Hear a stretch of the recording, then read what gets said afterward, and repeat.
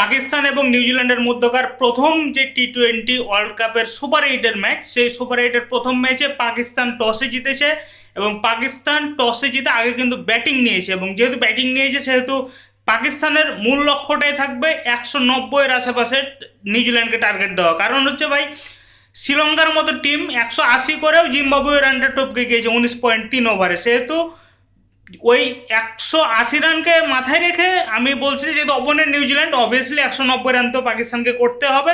190 run না করলে মোটামুটি গেমে চ্যালেঞ্জ বলে কিছু থাকবে না।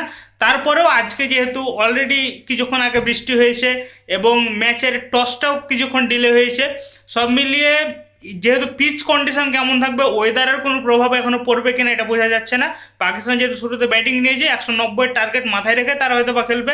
একাদশে একটা মাত্র পরিবর্তন আসছে, গত ম্যাচ নামিবিয়ার বিপক্ষে যেটা খেলেছিল সেখানে, সেটা হচ্ছে খজানাফের পরিবর্তে ফখর জামান এসেছে।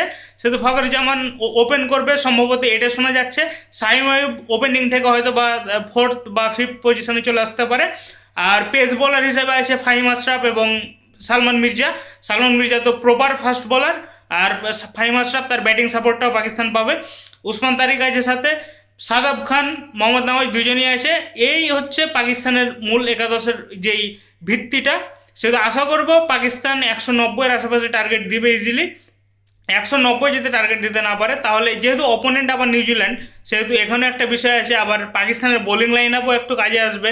সেহেতু গ্যারান্টির সাথে তো বলতে পারছি না যে 190 রানের টার্গেট দিলেই পাকিস্তান সেফ পজিশনে থাকবে, তবে মোটামুটি আইডিয়া করা যাচ্ছে 190-এর আশেপাশে যদি টার্গেট দিতে পারে তাহলে মোটামুটি একটা ফাইটিং স্কোর হবে তাদের জন্য।